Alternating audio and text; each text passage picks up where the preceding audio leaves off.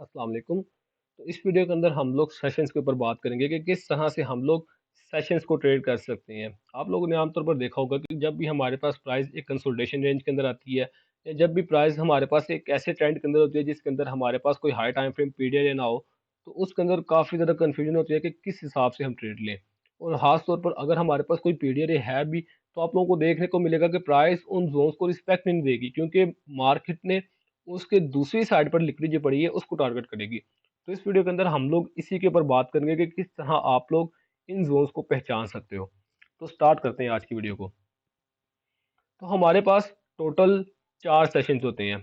अगर आप 24 घंटों को 4 पर डिवाइड करोगे तो ये हमारे पास 6-6 घंटे के, यानी कि हर 6 घंटे के अंदर एक सेशन बंद है। पहले 6 घंटों के अंदर एशियन सेशन, दूसरे 6 घंटों के अंदर लंदन सेशन, तीसरे 6 घंटों के अंदर न्यूयॉर्क सेशन और चौथे पीएम सेशन। ये टोटल आप लोगों के पास 24 घंटे बन जाएंगे। अब इन 24 घंटों के अंदर जो हमारे पास लिक्विड जोन्स बनेंगे वो मुख्तलिफ होंगे, यानी कि हर एक जो सेशन है इसके अंदर लिक्विड जोन्स मुख्तलिफ होगा। इसको किस तरह से ट्रेड करना है इसके ऊपर भी हम लोग बात करते हैं। सबसे पहले इसी पर बात करते हैं कि हम लोग इसको ट्रेड किस तरह से करेंगे। आप लोगों ने हमेशा सेशंस के स्टार्ट को टारगेट करना है और उसके बाद जो हमारे पास सिल्वर बुलेट्स होती हैं, हर एक सेशन के अंदर एक सिल्वर बुलेट होती है, आप लोग उनको टारगेट करोगे। और उनके अंदर भी जो आप लोगों के पास ब्रेकर बनते हैं, अगर आपको नहीं पता तो इसी यूट्यूब चैनल के ऊपर ब्रेकर के ऊपर मैंने वीडियो बना कर रखी है, आप उसको एक दफ़ा लाजमी देखना।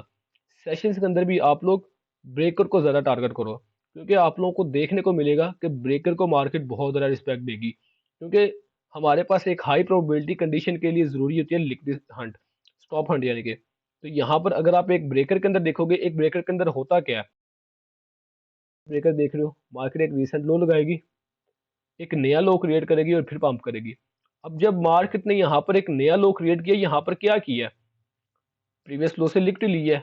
इसका मतलब है कि जो हमारे पास ब्रेकर है ये काफ़ी ज़्यादा हाई प्रोबेबिलिटी वाला है।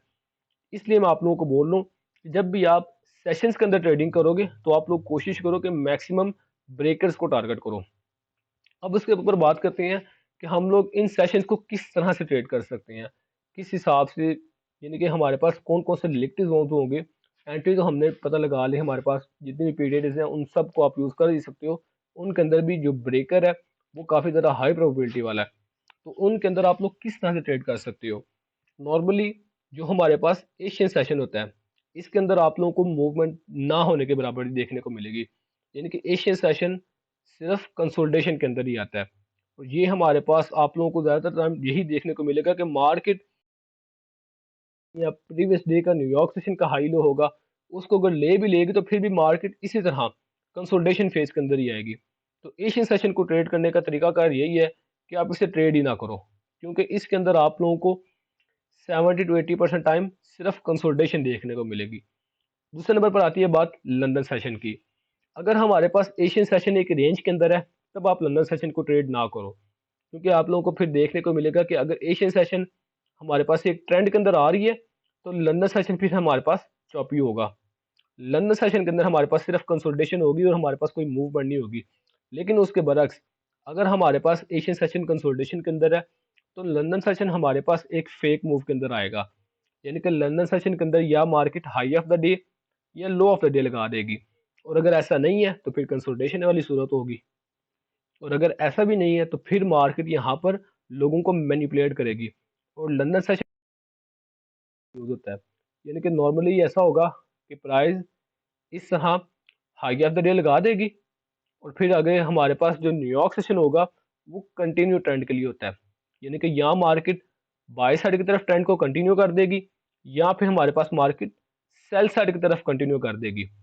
और अगर आप ट्रेड ले रहे हो ना सिर्फ इन्हीं सेशंस के अंदर, तो इसका तरीकाकार ये है, अगर आप लंदन सेशन को ट्रेड कर रहे हो तो एशियन सेशन का हाई और लो सिर्फ इसको टारगेट करो।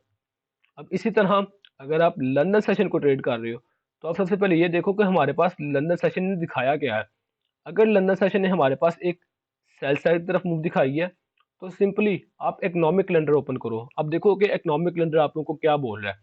अगर इकोनॉमिक कैलेंडर के अंदर कोई हमारे पास हाई इम्पैक्ट न्यूज़ उसी दिन पड़ी है, यानी कि मिसाल के तौर पर आज हमारे पास 10 तारीख है और 10 तारीख वाले दिन हमारे पास न्यूयॉर्क सेशन के अंदर कोई हाई इम्पैक्ट न्यूज़ पड़ी है, लंदन सेशन के लो और लंदन सेशन के हाई को मार्क कर लो। अगर मार्केट ने हाई इम्पैक्ट न्यूज़ के दौरान या उससे पहले लंदन सेशन को नहीं लिया, यानी कि लंदन सेशन के लो को नहीं लिया और एकदम से रिवर्सल दे रही है, उसके बाद आप लोग देखोगे जब भी हमारे पास फिर पीएम सेशन आएगा, यानी कि लंच टाइम के बाद मार्केट ड्रॉप दे देगी। इन शॉर्ट अगर हम बात करें तो ये है कि अगर आप लोग एशियन सेशन को ट्रेड कर रहे हो तो इसका मतलब है कि आपने प्रीवियस डे हाई या लो को टारगेट करना है, या फिर प्रीवियस डे का जो पीएम सेशन है या न्यूयॉर्क सेशन है उसके हाई या लो को टारगेट करना है। लंदन सेशन के अंदर आपने एशियन सेशन के हाई और लो को टारगेट करना है, और साथ में जो previous day high and low होगी।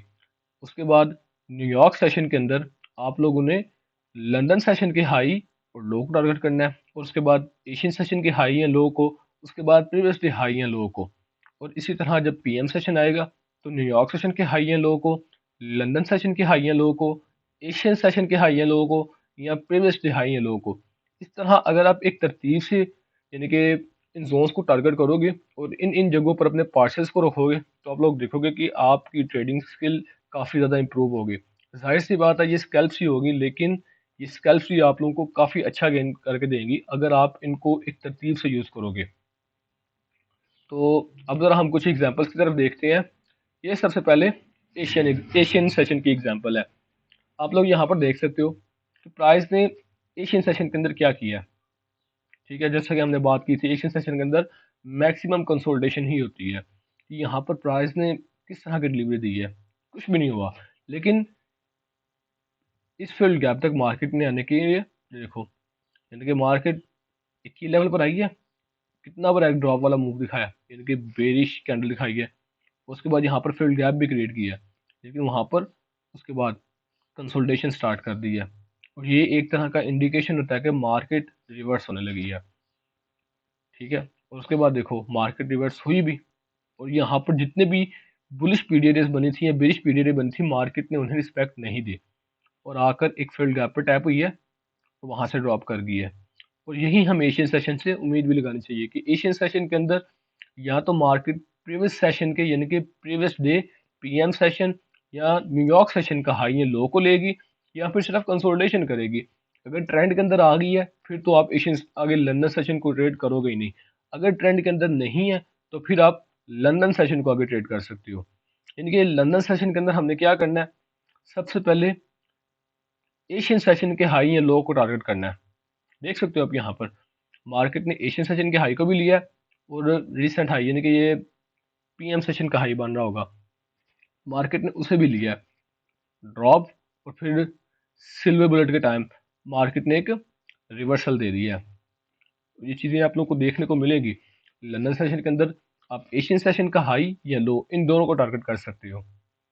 सेम इसी तरह न्यूयॉर्क सेशन, अब ये मेरा फेवरेट टाइम है जिस टाइम मैं ट्रेड करता हूँ। London session, Asian session, PM session वगैरह इन्हें मैं टाइम के हिसाब से यानी कि जब पता होता है कि इन टाइम मूव होगी मैं सिर्फ तब इन्हें ट्रेड करता हूँ। और अगर ऐसा नहीं है तो फिर जब यानी कि न्यूयॉर्क सेशन आ रहा है, स्पेशली अगर न्यूयॉर्क सेशन के अंदर मेरे पास कोई हाई इम्पैक्ट न्यूज़ है तो फिर मैं न्यूयॉर्क सेशन को ही ट्रेड करता हूँ। न्यूयॉर्क सेशन के अंदर अगर आप देखो यहाँ पर हमारे पास सिल्वर के साथ डाइवर्जेंस क्रिएट हुआ था, इसका मतलब ये हमारे पास एक ब्रेकर का काम कर रहा है, और कितनी खूबसूरती से मार्केट ने यहाँ पर स्टॉप हंट करने के बाद पंप किया है। और ये तो सारा न्यूयॉर्क सेशन के अंदर हुआ है, और ये सबसे बेस्ट टाइम है ट्रेड करने का, क्योंकि इस दौरान हमारे पास काफ़ी हाई इम्पैक्ट न्यूज़ भी होती हैं जो मार्केट के अंदर मोमेंटम है उसे काफ़ी तेज़ कर देती हैं। इसी तरह ये हमारे पास पीएम सेशन, अब देख सकते हो कि मार्केट ने पीएम सेशन के बिल्कुल स्टार्ट के अंदर इन्वर्जन फील्ड गैप को रिस्पेक्ट दी है, और फिर वहाँ से ड्रॉप। ये हमारे पास कैंडल क्लोजिंग, ये गैप डाउन ओपनिंग हुई है। फिर मैं इसी वजह से आप लोगों को बोलता हूँ कि चारों सेशंस के अंदर जो हमारे पास सबसे बेस्ट सेशन है ट्रेड करने का वो है न्यूयॉर्क सेशन। लंदन सेशन भी काफ़ी हद तक ठीक है, लेकिन मैं ज़्यादातर न्यूयॉर्क सेशन को ही बोलूँगा, क्योंकि न्यूयॉर्क सेशन के अंदर मेरे पास काफ़ी ज़्यादा हाई इम्पैक्ट न्यूज़ होती हैं, कई दफ़ा दो होती हैं, कई दफ़ा तीन होती हैं। और मैं खुद बताते खुद ज़्यादातर सिर्फ और सिर्फ हाई इम्पैक्ट न्यूज़ को ही ट्रेड करता हूँ। और अगर हो सके तो स्विंग ट्रेड, इंट्राडे वगैरह वो दूसरे सेटअप्स हैं, वो हम फिर कभी किसी वीडियो के अंदर बात करेंगे। लेकिन मैं खुद न्यूयॉर्क सेशन को काफ़ी ज़्यादा ट्रेड करता हूँ। तो अगर आपको कुछ भी इस वीडियो के अंदर समझ में नहीं आया, डिस्क्रिप्शन के अंदर मैंने व्हाट्सएप के ग्रुप का लिंक दिया होगा, आप उसे भी ज्वाइन कर सकते हो और वहाँ पर मेरे से क्वेश्चन पूछ सकते हो, नहीं तो कमेंट सेक्शन के अंदर आप मेरे से क्वेश्चन पूछ लो, मैं आपको गाइड कर दूंगा। अल्लाह हाफिज़।